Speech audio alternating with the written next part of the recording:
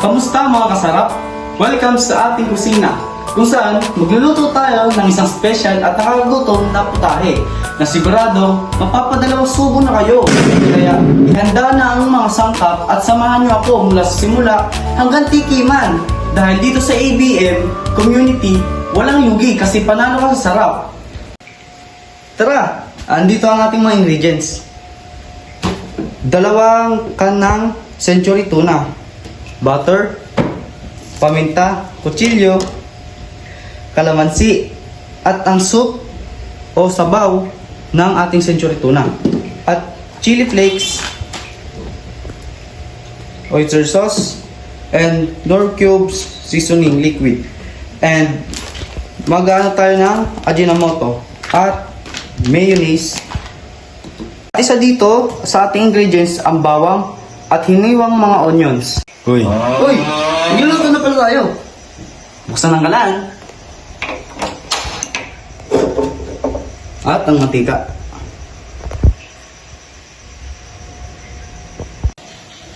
At ilalagay natin ang century tuna.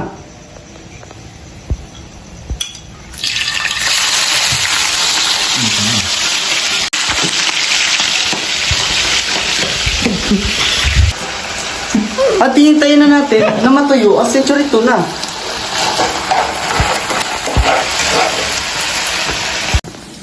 At ito na nga mga kasarap, ilalagay na natin ang bawang at sibuyas na hiniwa. Pagkatapos natin patuyuin ang century tuna, lalagay na natin to.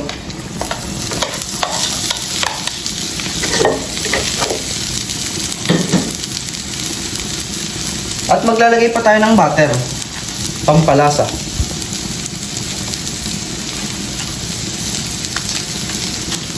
At halu-haluin hanggang sa matunaw.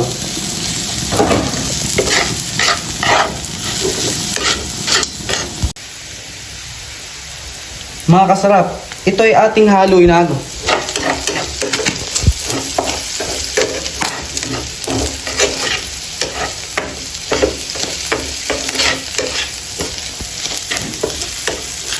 At maglalagay na tayo ng Ajinomoto. Ajinomoto, baka naman.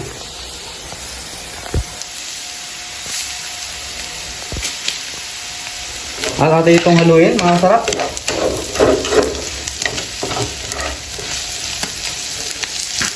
Ito'y napakasarap. At mga kasarap, lalagyan natin ang sabaw ng century tuna para hindi siya matuyuan.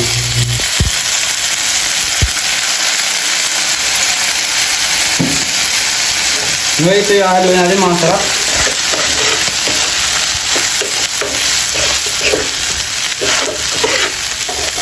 At next step ay gagawa tayo ng sauce. At mga kasarap, tayo gagawa na ngayon ng pampalasa o sauce. Ngayon, maglalagay tayo ng butter. Pampalasa. Ngayon ay mayonnaise.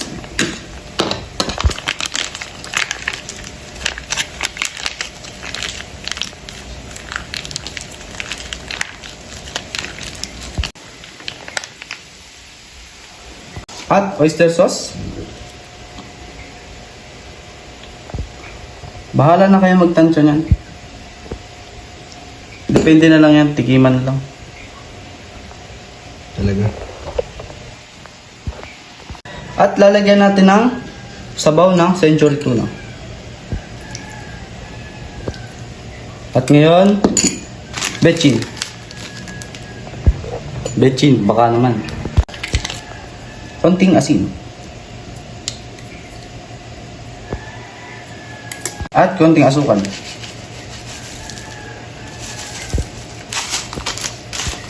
At maglalagay tayo ng Knorr season liquid. At ito ay ating haluin.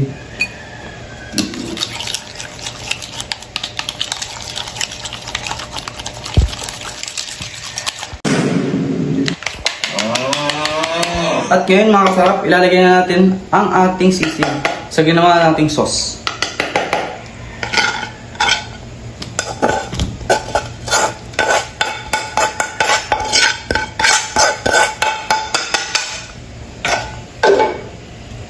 At ngayon, ating haluin. Masarap yan.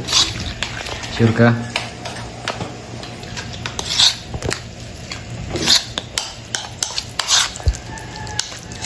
Mas maraming mayonnaise, mas masarap. At ngayon, ilalagay na nga natin siya sa ating plate.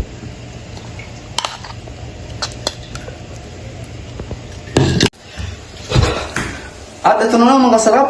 Kumuha ko ng itlog sa aming farm. Kayo maingay ha. Ngayon, bibiyakin na natin.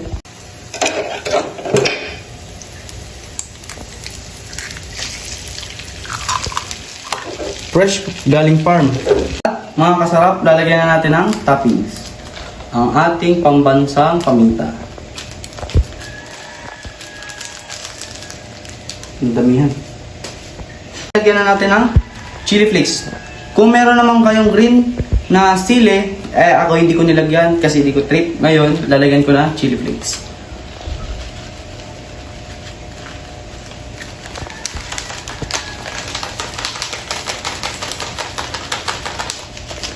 At ang mahiwagang ating kutsilyo.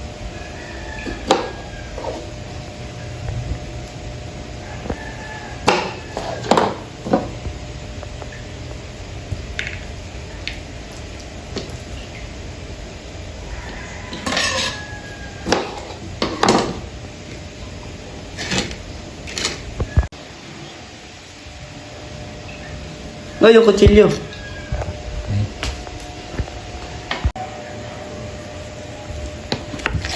Uy, di pa. Ay, hindi pa. Gusto ah. Uy, magtitikman na pala.